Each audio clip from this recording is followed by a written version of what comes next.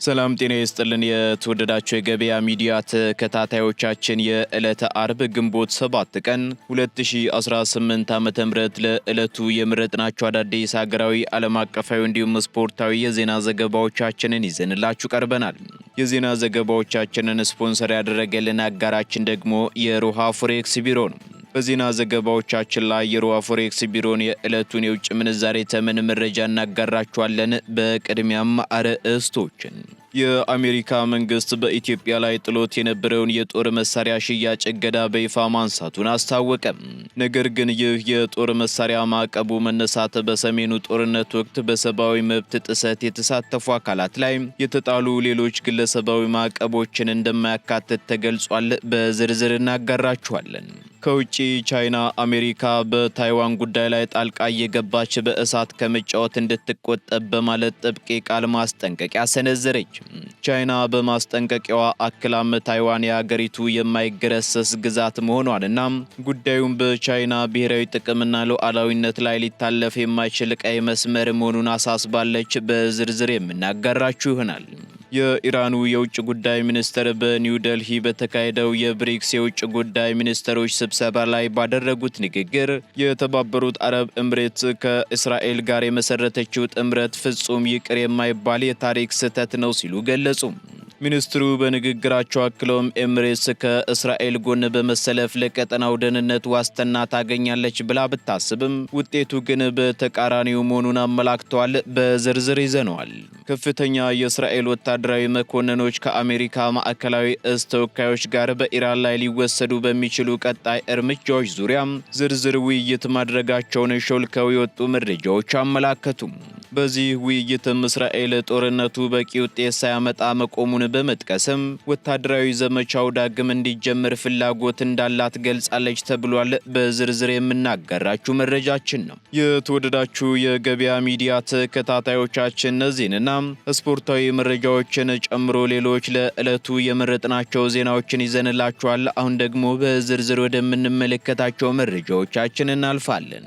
የህልሞን ቤት በሲኤምሲ እውን ያድርጉ። ውበትና ምቾትን በአንድ ላይ ከድሪም ቢልደርስ ሪል ስቴት በከተማዋ ተመራጭ በሆነችው ሲኤምሲ የተባበሩት ኮምፓውንድ አፓርትመንቶችን ለሽያጭ አቅርበናል። ሙሉ ክፍያ ለሚከፍሉ የ30 በመቶ ታላቅ ቅናሽ አዘጋጅተናል። የ10 በመቶ ቅድመ ክፍያና የ50 በመቶ የባንክ ብድር ማመቻችተናል። ባለ አንድ መኝታ 73 ካሬ በ720 ሺህ ብር ቅድመ ክፍያ ወይንም በ30 በመቶ ቅናሽ በ5.3 ሚሊዮን ብር ጠቅላላ ክፍያ። ባለ ሁለት መኝታ በ106 ካሬ በ1 ሚሊዮን ብር ቅድመ ክፍያ ወይም በ30 በመቶ ቅናሽ በ7.7 ሚሊዮን ብር ጠቅላላ ክፍያ። ባለ 3 መኝታ 141 ካሬ በ1.4 ሚሊዮን ብር ቅድመ ክፍያ ወይም በ30 በመቶ ቅናሽ በ10.3 ሚሊዮን ብር ጠቅላላ ክፍያ እንካችሁ ብለናል። አፓርትመንቶቻችን ሰፊ የመኪና ማቆሚያ፣ የልጆች መጫወቻ፣ ዘመናዊ የመዋኛ ገንዳና አስተማማኝ የከርሰ ምድር ውሃ እንዲሁም ሌሎች መሰረታዊ ልማቶች ያላቸው በመሆናቸው ተፈላጊ ናቸው። ይፍጠኑ። በ2 ዓመት ተኩል ጊዜ ውስጥ ቁልፍ እናስረክባለን። ዋጋ ሳይጨምር የቤት ባለቤት የመሆን እድሉ አሁን ነው። የቀሩት ጥቂት ቤቶች ብቻ በመሆኑ በ0964202529 አሁኑን ይደውሉ። ድሪም ቢልደርስ ሪል ስቴት። አሜሪካ በኢትዮጵያ ላይ ጥላው የነበረውን የጦር መሳሪያ ማዕቀብ አነሳች። የአሜሪካ መንግስት በትግራዩ ግጭት ምክንያት በኢትዮጵያ ላይ ጥሎት የነበረውን የጦር መሳሪያ ሽያጭ እገዳ በይፋ ማንሳቱን የአሜሪካ የውጭ ጉዳይ ሚኒስትር አስታውቋል። በዚህም የሀገሪቱ የውጭ ጉዳይ ሚኒስትር ባወጣው መመሪያ መሰረት ኢትዮጵያ የጦር መሳሪያ ሽያጭና የቴክኒክ ድጋፍ ከሚከለከልባቸው ሀገራት ዝርዝር ውስጥ እንድትወጣ ተደርጓልም ተብሏል። ይህም ማለት ከእንግዲህ በኋላ ኢትዮጵያ ከአሜሪካ የመከላከያ መሳሪያዎችን ለመግዛት የምታቀርባቸው ጥያቄዎች እንደ ሀገሪቱ ብሔራዊ ጥቅምና እንደ ሁኔታው እየታዩ ውሳኔ የሚያገኙ እንደሚሆን ተገልጿል። ዋሽንግተን ይህን ውሳኔ ያስተላለፈችው ደግሞ ኢትዮጵያ በምስራቅ አፍሪካ ቀጠና የምታደርገውን የሰላም ማስከበር ተልዕኮና ሽብርተኝነትን የመከላከል ሚናዋን ለማገዝ የጸጥታ ትብብሩን ማደስ አስፈላጊ ሆኖ በመገኘቱ ነው ተብሏል። ይሁን እንጂ የጦር መሳሪያ ማዕቀቡ መነሳት በጦርነት ወቅት በሰብአዊ መብት ጥሰት የተሳተፉ አካላት ላይ የተጣሉ ሌሎች ግለሰባዊ ማዕቀቦችን ግን እንደማያካትት ተገልጿል። ይህም ሆኖ የዚህ ማዕቀብ መነሳት ለኢትዮጵያ መከላከያ ሰራዊት ዘመናዊነትና ለሁለቱ ሀገራት ስትራቴጂካዊ አጋርነት አዲስ በር የሚከፍት መሆኑ ተነግሯል። ማዕቀቡ የተነሳው ደግሞ ዋሽንግተንን የጎበኙት የኢትዮጵያ የውጭ ጉዳይ ሚኒስትር ዶክተር ጌዲዮን ጢሞቴዎስ የዩናይትድ ስቴትስ አቻቸውን ማርኮ ሩቢዮን ባለፈው ሰኞ ካነጋገሩ በኋላ ነው።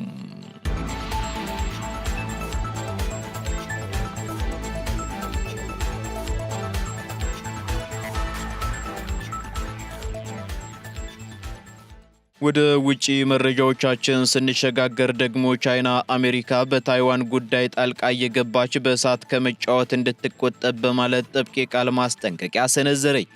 የቻይና መንግስት አሜሪካ በታይዋን የውስጥ ጉዳይ ላይ የምታደርገውን ጣልቃ ገብነት በአስቸኳይ እንድታቆም በማለት ከፍተኛ ማስጠንቀቂያ ሰጥቷል። ቤጂንግ ይህንን ማስጠንቀቂያ የሰጠችው ደግሞ ዋሽንግተን ለታይዋን የምታደርገውን የጦር መሳሪያ ሽያጭና ወታደራዊ ትብብርን ማጠናከሯን ተከትሎ ነው ተብሏል። የቻይና የውጭ ጉዳይ ሚኒስትር ቃል አቀባይ በሰጡት መግለጫ ታይዋን የቻይና የማትገረሰስ ግዛት መሆኗንና ጉዳዩ በሀገሪቱ ብሔራዊ ጥቅምና ሉዓላዊነት ላይ ሊታለፍ የማይችል ቀይ መስመር መሆኑን አሳስበዋል። ቃል አቀባዩ አክለውም አሜሪካ በደሴቲቱ ላይ የሚንቀሳቀሱ ተገንጣይ ኃይሎችን የምታበረታታ ከሆነ በእሳት የሚጫወቱ አካላት መጨረሻቸው ራሳቸውን ማቃጠል ይሆናል ሲሉም ዝተዋል። ይህ የቃል ማስጠንቀቂያና ዛቻ የተቀሰቀሰው ደግሞ አሜሪካ በቅርቡ ለታይዋን የአየር መከላከያ ስርዓትና ዘመናዊ የጦር መሳሪያዎችን ለማቅረብ ስምምነት ማድረጓን ተከትሎ ነው ሲል ዲፌንስ ኒውስ ዘግቧል። በተጨማሪም ቻይና ይህ ድርጊት የሁለቱን ሀገራት ዲፕሎማሲያዊ ግንኙነት የሚንድና በታይዋን የባህር ሰርጥ ላይ ያለውን ሰላምና መረጋጋት አደጋ ላይ የሚጥል ነው ስትልም ወቅሳለች። በሌላ በኩል የቻይና መከላከያ ሚኒስትርም የሀገሪቱ የጦር ኃይል ማንኛውንም የውጭ ጣልቃ ገብነት ለመመከትና የታይዋንን ነጻነት ለማወጅ የሚሞክሩ አካላትን ለማክሸፍ በከፍተኛ ንቃት ላይ እንደሚገኝ አስታውቀዋል። አሜሪካ በበኩሏ የአንድ ቻይና ፖሊሲን እንደምታከብር ብትገልጽም በታይዋን ላይ የሚሰነዘርን ማንኛውንም ወታደራዊ ጥቃት ግን ለመከላከልና ለደሴቲቱ ድጋፍ መስጠቷን እንደምትቀጥል በተደጋጋሚ ስታሳስብ ቆይታለች። ይህ ሁኔታ ደግሞ በሁለቱ የዓለማችን ግዙፍ የኢኮኖሚ ባለቤቶች መካከል ያለውን ግንኙነት ይበልጥ ወደ አሳሳቢ ደረጃ እያሸጋገረው ይገኛል ተብሏል። በሌላ በኩል በቤጂንግ ለ2 ቀናት ሲካሄድ የቆየው የአሜሪካው ፕሬዝዳንት ዶናልድ ትራምፕና የፕሬዝዳንት ሺጂፒንግ ከፍተኛ ጉባኤ የተጠናቀቀ ሲሆን ጉባኤውን በንግድ ስምምነቶችና በጂኦፖለቲካዊ ውጥረቶች መቋጨቱ ተነግሯል።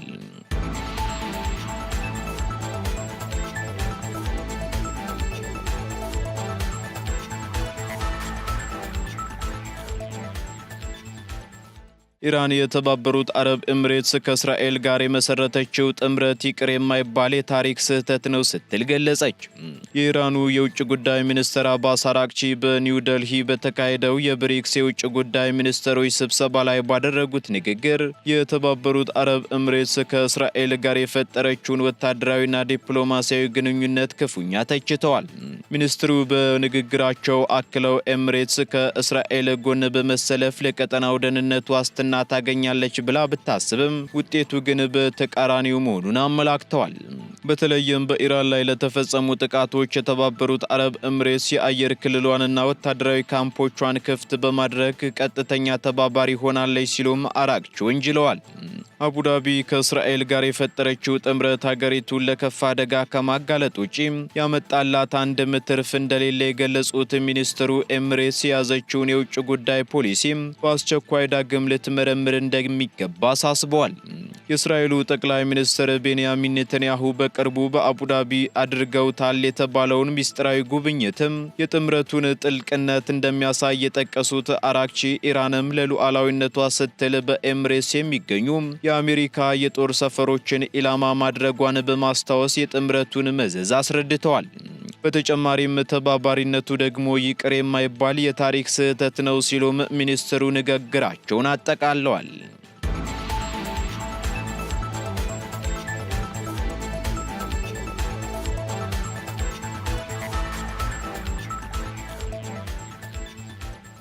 እስራኤልና አሜሪካ በኢራን ላይ ዳግም ወታደራዊ እርምጃ ለመውሰድ አማራጮችን እያመዛዘኑ ነው ተባለም። ከፍተኛ የእስራኤል ወታደራዊ መኮንኖች ከአሜሪካ ማዕከላዊ እዝ ተወካዮች ጋር በኢራን ላይ ሊወሰድ በሚችሉ ቀጣይ እርምጃዎች ዙሪያ ዝርዝር ውይይት ማድረጋቸውን ካን የተሰኘው የእስራኤል ብሔራዊ ቴሌቪዥን ዘግቧል። በዚህ ውይይትም እስራኤል ጦርነቱ በቂ ውጤት ሳያመጣ መቆሙን በመጥቀስም ወታደራዊ ዘመቻው ዳግም እንዲጀምር ፍላጎቷን ገልጻለች ነው የተባለው። እንደ ዘገባው ከሆነ በአሁኑ ወቅት ፕሬዝዳንት ዶናልድ ትራምፕ ሁለት ዋና አማራጮችን እያመዛዘኑ ይገኛሉ የተባለ ሲሆን የኢራንን የነዳጅና የኃይል መሰረተ ልማቶች ላይ ያነጣጠረ ውስን ጥቃት በመሰንዘር ቴሄራን ወደ ድርድር ጠረጴዛ እንድትመለስና የኒውክሌር ፕሮግራሟን እንድታቆም ማስገደድ ዋነኛው አማራጭ ነው ተብሏል። በተጨማሪም በሆርሙዝ የባህር ወሽመጥ ላይ ጥብቅ የባህር ላይ እገዳ በመጣልም ኢራን ምንም አይነት የነዳጅ ሽያጭ እንዳታካሂድና በኢኮኖሚም እንዲሁ እንድትዳከም ማድረግ መሆኑም ተገልጿል። የእስራኤል መከላከያ ሚኒስትር እስራኤል ካትዝ በጉዳዩ ላይ በሰጡት መግለጫ በኢራን ላይ በቅርቡ እርምጃ እንድንወስድ ልንገደድ ለምንችልበት ሁኔታ ዝግጁ ነን በማለት ወታደራዊ ዝግጁነታቸውን አረጋግጠዋል። በተጨማሪም የኢራን ጦር ዳግም አቅሙን ሳያጠናክር ወሳኝ እርምጃ መውሰድ አለበት የሚል ጽኑ አቋም መያዟንና ለሚመጣው የኢራን የአጸፋ ምላሽም ዝግጅት እያደረገች መሆኑን በዘገባው ጨምሮ ተገልጿል።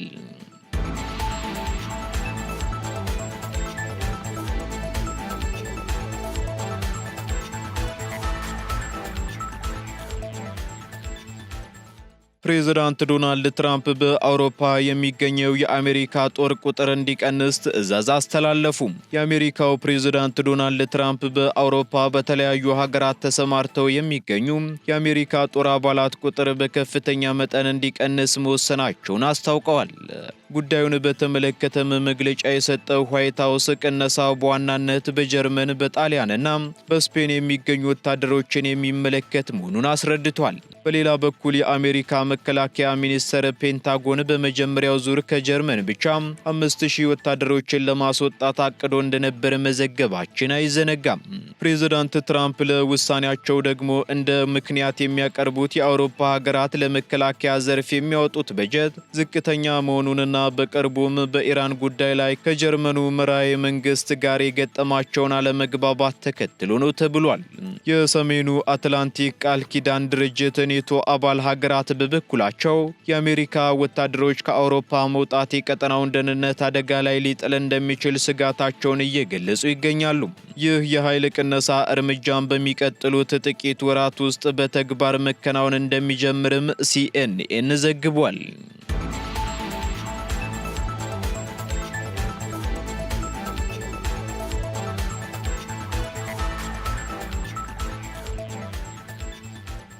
ወደ መጨረሻው ዝርዝር መረጃችን ስንሸጋገር በተባበሩት አረብ ኤምሬቶች መልሕቁን ጥሎ የነበረ መርከብ ተይዞ ወደ ኢራን ሲወሰድ ሌላ መርከብም በተፈጸመበት ጥቃት መስጠሙ ተገለጸ። በዚህም በሆርሙዝ ወሽመጥ የሚጓዙ መርከቦችን በተመለከተ የተፈጠረው ውጥረት እንዲባባስ ላደረጉ እነዚህ ክስተቶች እስካሁን ኃላፊነት የወሰደ አካል እንደሌለ ተገልጿል። ነገር ግን ቫንጋርድ የተሰኘው የማሪታይም አደጋ አስተዳደር ኩባንያ እንደገለጸው ከሆነ መርከቡ በኦማን ባሕረ ሰላጤ በቁጥጥር ስር የዋለው በኢራን ወታደሮች ነው መባሉን ቢቢሲ አስነብቧል። የዩናይትድ ስቴትስ ኪንግደም የማሪታይም ንግድ ኦፕሬሽን ድርጅት በበኩሉ በአሁኑ ሰዓት መርከቡ ወደ ኢራን ግዛት ውስጥ ወደሚገኘው የውሃ ክፍል እየተጓዘ መሆኑን አስታውቋል። እንዲሁም ቬሪፋይ ማሪ ትራፊክ ከተሰኘው የባህር ጉዞ መከታተያ ድረገጽ የተገኘው መረጃ እንደሚያመለክተው ከሆነ ደግሞ መርከቡ ረቡዕ ዕለት ከሆርሙዝ ወሽመጥ አካባቢ ከኤሚሬቶች ፉጃይራህ ወደብ 70 ኪሎ ሜትር ርቀት ላይ እንደነበረ ገልጿል። በሌላ በኩል ሃጂ አሊ የተባለው ሌላ መርከብም በኦማን ባሕረ ሰላጤ ዳርቻ እንደሰጠመ ተገልጿል።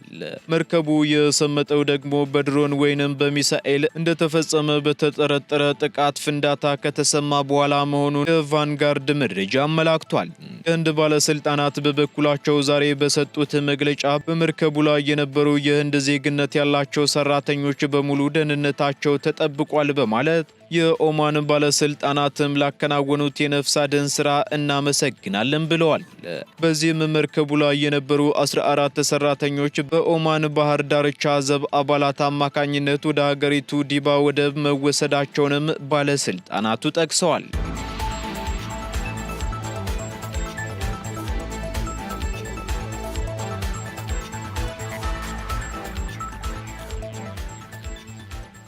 ቀጥለናል ውድ ተከታታዮቻችን። አሁን ደግሞ ስፖርታዊ መረጃዎቻችንን የምንሰማበት ሰዓት ላይ ደርሰናል። ከሀገር ውስጥ እንዲሁም ከውጪ ወቅታዊ ስፖርታዊ መረጃዎችን በማካተት ደግሞ መኮንን አልሞ አዘጋጅቷቸዋል። ተከታትለን እንመለስ። አመሰግናለሁ መላኩ። እንደምንውላችኋል ውድ የገበያ ሚዲያ ቤተሰቦቻችን፣ እነሆ የሰዓቱን ስፖርታዊ ዜናዎች ይዤላችሁ ቀርቤያለሁ። የቀድሞ የኢትዮጵያ አመሰግናለሁ መላኩ። እንደምንውላችኋል ውድ የገበያ ሚዲያ ቤተሰቦቻችን፣ እነሆ የሰዓቱን ስፖርታዊ ዜናዎች ይዤላችሁ ቀርቤያለሁ። የቀድሞ የኢትዮጵያ ብሔራዊ ቡድን ተጫዋች ዓለም አቀፍ ዳኛና አመራር የነበሩት አንጋፋው የእግር ኳስ ሰው ጌታቸው ገብረ ማርያም ከዚህ ዓለም በሞት ተለይተዋል። ጌታቸው ገብረ ማርያም በተጫዋችነት ለኦሜድላና ጥጥ ማህበር እንዲሁም ለኢትዮጵያ ብሔራዊ ቡድን ተጫውተው ያሳለፉ ሲሆን በመቀጠል ለረጅም ዘመናት በዓለም አቀፍ ዳኝነት ጭምር በሚታወቁበት የዳኝነት ሙያ አገልግለዋል። ከዳኝነት ሙያ ከተገለሉ በኋላም በኮሚሽነርነት፣ በአዲስ አበባ እግር ኳስ ፌዴሬሽን ፕሬዝዳንትነት እንዲሁም በኢትዮጵያ እግር ኳስ ፌዴሬሽን የተለያዩ የስራ ኃላፊነቶችን በጥቅሉ ከ60 ዓመታት በላይ በኢትዮጵያ እግር ኳስ ላይ በማገልገል አሳልፈዋል። የአቶ ጌታቸው ገብረ ማርያም ስርዓተ ቀብር በዛሬው ዕለት በአማኑኤል ቤተክርስቲያን ከቀኑ 9 ሰዓት ላይ እንደሚፈጸም ተገልጿል። ገበያ ሚዲያ በእኚህ ታላቅ የእግር ኳስ ሰው ጌታቸው ገብረ ማርያም ህልፈት የተሰማውን እጅግ ጥልቅ ሐዘን እየገለጸም ለቤተሰቡ፣ ለወዳጅ ዘመድና ለእግር ኳሱ ቤተሰብ መጽናናትን ይመኛል። ኢትዮጵያ በ3000 ሜትር መሰናክል ወርቅና ነሐስ አገኘች። በጋና አስተናጋጅነት እየተካሄደ በሚገኘው 24ኛው የአፍሪካ አትሌቲክስ ሻምፒዮና ኢትዮጵያ በወንዶች 3000 ሜትር መሰናክል የፍጻሜ ውድድር ላይ ደማቅ ድል አስመዝግባለች። በከፍተኛ ፉክክር በተካሄደው በዚህ ውድድር አትሌት ገመቹ ጎዳና አስደናቂ ብቃቱን በማሳየት ቀዳሚ በመሆን የወርቅ ሜዳሊያውን ለሀገሩ አስገኝተዋል። ገመቹ በተለይም በመጨረሻዎቹ ሜትሮች ላይ የነበሩትን መሰናክሎች በብቃት በመሻገርና ፍጥነቱን በመጨመር በአንደኝነት ለማጠናቀቅ ችሏል። በተመሳሳይ ውድድር ላይ የተሳተፈው አትሌት ሳሙኤል ፍሬው 3ኛ ደረጃን ይዞ በማጠናቀቅ ለኢትዮጵያ የነሐስ ሜዳሊያ አስገኝተዋል። ይህ ሜዳሊያ ለኢትዮጵያ በሻምፒዮናው የተገኘ 3ኛው የነሐስ ሜዳሊያ ሆኖ ተመዝግቧል። በተጨማሪም ምስጋና ኃይሉ ለኢትዮጵያ 2ኛውን ወርቅ አበርክታለች። በ4ኛው የአፍሪካ አትሌቲክስ ሻምፒዮና ላይ የኢትዮጵያ የድል ጉዞ ቀጥሏል። በአጃይባ ካሊዮ ከተገኘው የመጀመሪያ የወርቅ ሜዳሊያ ቀጥሎ በ800 ሜትር የሴቶች የፍጻሜ ውድድር አትሌት ምስጋና ኃይሉ 2ኛውን ወርቅ ለሀገሯ አስገኝታለች። በስታዲየሙ በተካሄደው አስገራሚ ፉክክር ምስጋና ከመጀመሪያው ዙር ጀምሮ የውድድሩን ፍጥነት ተቆጣጥራ በመሮጥ በመጨረሻው ዙር ባሳየችው ከፍተኛ ብቃት ተቀናቃኞቿን ቀድማ በመግባት በአንደኝነት አጠናቃለች። በከፍታ ዝላይ ሴቶች ፍጻሜ አትሌት በጸሎት አለማየሁ 3ኛ ደረጃን ይዛ አጠናቃለች። በሲቢኤ የኢትዮጵያ ፕሪሚየር ሊግ ትላንትና ጨዋታዎች ተደርገዋል። መሪው ሲዳማ ቡና በሀዲያ ሆሳዕና ተሸንፎ 3ኛ ተከታታይ ሽንፈት ሲያስተናግድ፣ ወላይታ ዲቻና ቅዱስ ጊዮርጊስ ያለ ግብ አቻ ተለያይተዋል። መቻል ነገሌ አርሲን 4-0 ሲረታ፣ ምድረገነት ሽሮዎች ኢትዮጵያ ቡናን በማሸነፍ አንድ ደረጃ ከፍ ያሉበትን ውጤት አስመዝግበዋል። በሲቢኤ የኢትዮጵያ ፕሪሚየር ሊግ መርሃ ግብር ሀዲያ ሆሳዕና የሊጉን መሪ ሲዳማ ቡና 1-0 አሸንፈዋል። የሀዲያ ሆሳዕናን የማሸነፊያ ግብ ደስታ ዋሚሾ አስቆጥረዋል። ሲዳማ ቡና ተከታታይ 3ኛ ሽንፈቱን አስተናግዷል። ሽረ ምድረገነትም በተመሳሳይ ከኢትዮጵያ ቡና ጋር ያደረገውን ጨዋታ 1-0 አሸንፈዋል። የሽረ ምድረገነትን የማሸነፊያ ግብ አቤል እንዳለ አስቆጥረዋል። ኢትዮጵያ ቡና ያለፉትን 4 ጨዋታዎች ማሸነፍ አልቻለም። በሁለቱ ሲሸነፍ በሁለቱ አቻ ተለያይቷል። በሌላ የሲቢኤ የኢትዮጵያ ፕሪሚየር ሊግ 32ኛ ሳምንት መርሃ ግብር ቅዱስ ጊዮርጊስ ከወላይታ ዲቻ ጋር ያደረጉትን ጨዋታ 0-0 በሆነ አቻ ውጤት አጠናቀዋል። መቻል በበኩሉ አርሲ ነገሌን 4-0 ማሸነፍ ችሏል። የመቻልን የድል ግቦች ቸርነት ጉግሳም፣ ፈቱዲን ጀማል፣ ቻርለስ ሙሴጌና በረከት ደስታ አስቆጥረዋል። መቻል ማሸነፉን ተከትሎ ከሊጉ መሪ ያለውን የነጥብ ልዩነት ወደ 3 ማጥበብ ችሏል። አርሲ ነገሌ ከሊጉ መሪ ያለውን የነጥብ ልዩነት ወደ 1 ማጥበብ የሚችልበትን እድል ሳይጠቀምበት ቀርቷል። ከወደ አፍሪካ ትላንት ሐሙስ የተደረጉ ጨዋታዎች ውጤት ኢትዮጵያ እየተሳተፈችበት በሚገኘው በአፍሪካ ከ17 ዓመት በታች ዋንጫ ውድድር ታንዛኒያ ሞዛምቢክን 3-0 ስታሸንፍ፣ ደቡብ አፍሪካ ሴኔጋልን 2-1 ረታለች። አልጄሪያና ጋና በበኩላቸው 2 አቻ ሲለያዩ፣ ማሊ ከአንጎላ 0-0 በሆናቸው ውጤት ጨዋታቸውን አጠናቀዋል። በስፔን ላሊጋ ሪያል ማድሪድ ሪያል ኦቪዶን 2-0 ሲያሸንፍ፣ ጂሮና ከሪያል ሶሲዳድ እንዲሁም ቫሌንሻ ከራዮ ቫልካኖ 1 አቻ በሆነ ውጤት ጨዋታቸውን አጠናቀዋል። የስፔን ላሊጋ ዋንጫ ባርሴሎና ቀድሞ ማንሳቱ ይታወሳል። የእንግሊዝ ፕሪሚየር ሊግ የ2025-26 የውድድር ዘመን የዓመቱ ምርጥ አሰልጣኝና ምርጥ ተጫዋች እጩዎች ይፋ ተደርገዋል። በዚህም መሰረት የእንግሊዝ ፕሪሚየር ሊግ የ2025-26 የውድድር ዘመን የዓመቱ ምርጥ ተጫዋች እጩዎች ይፋ ሲደረጉ ብሩኖ ፈርናንዴዝ፣ ጋብሪኤል ማጋሌሽ፣ ጊብስ ዋይት፣ ኤርሊንግ ሃላንድ፣ ዴቪድ ራያ፣ ዴክላን ራይስ፣ አንቶኒ ሴሜኒዮና ኢጎር ቲያጎ በእጩነት ቀርበዋል። የሊጉን ዋንጫ ለማንሳት የተቃረበ የሚመስለው አርሰናል በዚህ የዓመቱ ምርጥ እጩዎች ውስጥ 3 ተጫዋቾችን በማስመረጥ ቀዳሚው ነው። እንዲሁ የእንግሊዝ ፕሪምየር ሊግ 2025/26 የውድድር ዘመን የዓመቱ ምርጥ አሰልጣኝ እጩዎች ይፋ ሲደረጉ በዚህ መሰረት አሰልጣኝ ኬት አንድሪውስ፣ አሰልጣኝ ሚካኤል አርቴታ፣ አሰልጣኝ ማይክል ካሪክ፣ አሰልጣኝ ፔፕ ጋርዲዮላ፣ አሰልጣኝ አንዶኒ ኢራኦላና አሰልጣኝ ሌብሪስ በእጩነት ቀርበዋል። መላኩ ለሰዓቱ ያስኳቸውን ስፖርታዊ ዜናዎች በዚሁ ቋጫለሁ። አመሰግናለሁ።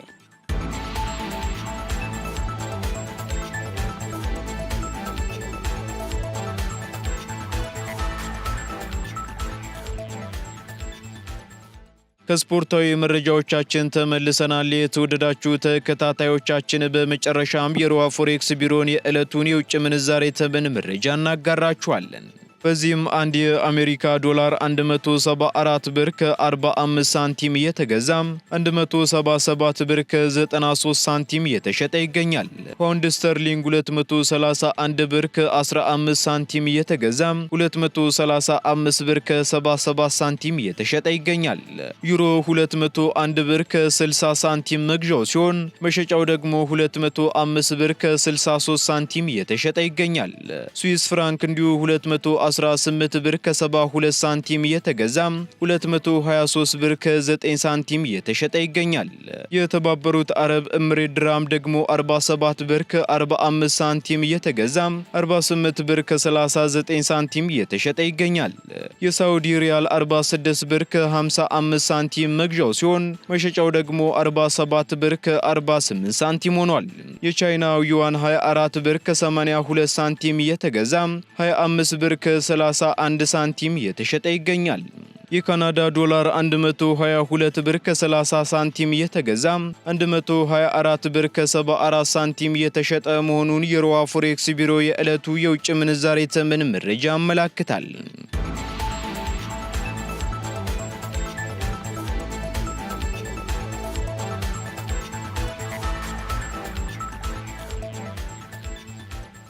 የተወደዳችሁ የገበያ ሚዲያ ተከታታዮቻችን ለዕለቱ የመረጥናቸው መረጃዎቻችን እነዚህን ይመስሉ ነበር።